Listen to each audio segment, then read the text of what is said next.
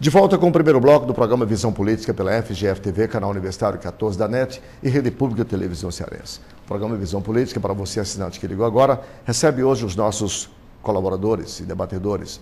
Os professores Rui Martinho Rodrigues, doutor em História Política pela Universidade, professor da Universidade Federal do Ceará. O pós-doutor em Economia, coordenador do Laboratório de Estudo da Pobreza, o professor Flávio Ataliba. O pesquisador e professor do Laboratório de Estudo da Pobreza, Carlos Manso.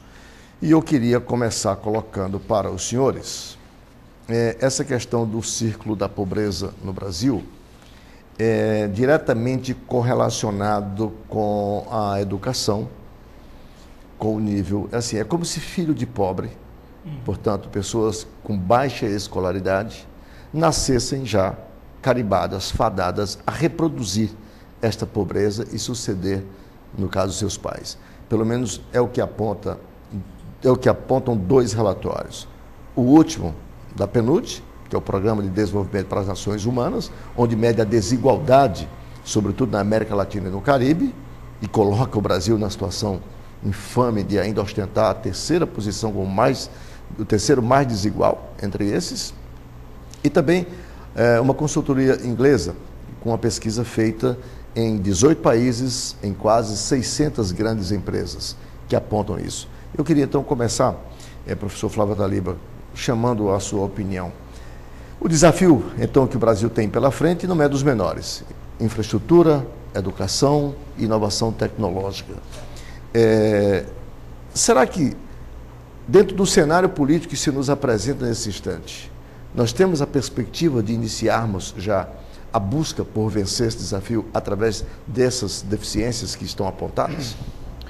E um detalhe importante, Arnaldo, na sua fala inicial, é que esse relatório da PNUD apontou que o Brasil é o 7º país do mundo em desigualdade.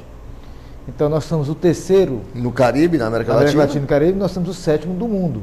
Então, imagina o país da dimensão econômica e populacional que tem, com a 8ª economia do planeta. Daqui a alguns anos, as perspectivas que o país será a 6ª economia do mundo, vai superar a Inglaterra e a Holanda, e ter, né, a 7ª maior desigualdade do mundo.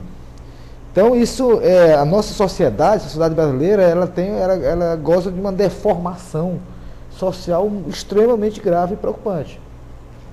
A despeito de todos os indicadores que vem mostrando que nos últimos 15 anos houve uma melhora nesse processo de desigualdade, a desigualdade vem diminuindo, é bem verdade que essa diminuição ainda é muito lenta, né? Dado as necessidades que nós temos. E isso gera gera fortes questões sociais, mas gera também um problema econômico muito forte, porque é difícil uma economia ter uma pujança econômica, ter um desenvolvimento de mercado sustentável, com uma desigualdade nessa dimensão, né?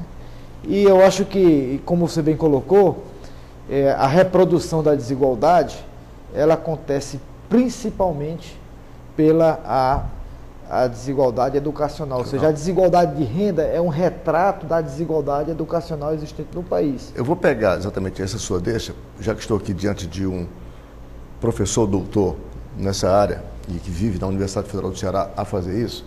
O relatório da PNUD, professor Rui, cujo resumo eu tenho aqui às mãos, diz textualmente, abre aspas, os níveis de escolaridade ou de renda de uma geração estão correlacionados com os da geração anterior. E diz mais, é como se filho de pai pobre já nascesse condenado a viver eternamente na pobreza. Quer dizer, aí eu poderia apontar como consequências a ausência total, primeiro, de políticas públicas capazes de vencer isto. Mas, precedendo essa ausência de política pública, vem exatamente a falta de compromisso que os nossos governantes, e repito, vou remontar, desde 1950, portanto, final da primeira metade do século XX, ainda têm assim se comportado. Arnaldo, nós temos um quadro de desigualdade muito grave, né? E todas as pesquisas, essa é mais uma pesquisa que só vem confirmar tantos outros estudos que já mostraram isso. Agora, O Cláudio de Moura Castro, há pouco tempo, publicou uma matéria interessante, dizendo que se nós olharmos para o que nós fizemos muito. Não é? Porque o Brasil, há 50 anos atrás, tinha mais da metade da população de analfabeto. Né? No começo do século XX, tínhamos 80% da população analfabeta. E herdamos aqui uma população de povos ágrafos, povos cujas culturas não tinham escrita. Indígenas e afrodescendentes vinham de culturas que nem sequer tinham escrita. E mesmo aqueles que vinham de uma cultura que tinha escrita eram, em grande parte, analfabetos, o componente português da nossa formação histórica. Mas, além disso, nós tivemos muito tempo de inflação muito alta. Houve quem tivesse inflação mais alta do que o Brasil, mas não por tanto tempo como o Brasil. Os mestres aqui em economia podem me corrigir. Além disso, a inflação é um elemento muito poderoso na formação de desigualdade, porque a inflação esmaga muito mais o pobre. Né? Além disso, tivemos um crescimento muito acelerado. Do fim da República, do fim da monarquia até 1990, o Brasil foi a economia que cresceu mais no mundo, de 1890 a 1990. Um ritmo acelerado assim gera desigualdades de todo tipo, tanto desigualdades verticais, dentro de um mesmo espaço social, como desigualdades regionais, que também é um problema grave no Brasil, das desigualdades regionais. Então, agora, de fato, a educação é um fator muito importante aí. Só tem um dado que essa pesquisa está ignorando e talvez esteja contrariando. Tem um estudo, aqui os mestres devem conhecer, um estudo do José Pastore, da USP, sobre mobilidade social no Brasil, dizendo que o Brasil, com todas as desigualdades, surpreendentemente, é o país que tem mais mobilidade social no mundo. Então, ele pega 6 estratos e faz um estudo quantitativo muito rigoroso, muito consistente, e mostra que nós temos uma mobilidade social muito grande.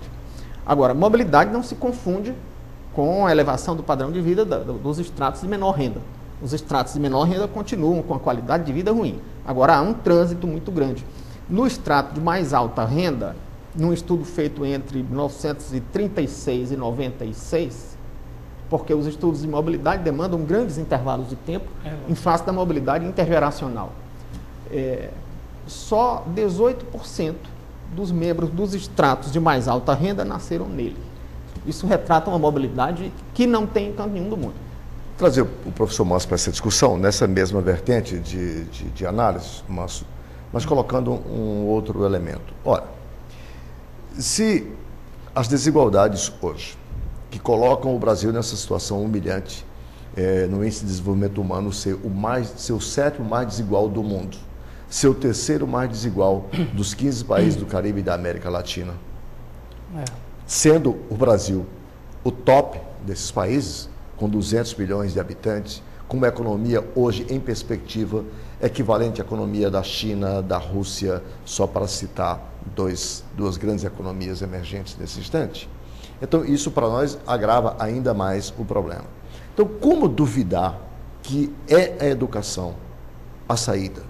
Porque eu ouço um discurso que já está virando verdade no Brasil, que quando não se quer fazer nada, quando não se quer adotar uma política pública capaz de iniciar um processo de desconstrução desse círculo vicioso, alguém diz, mas a educação não basta. E aí não faz nada pela educação.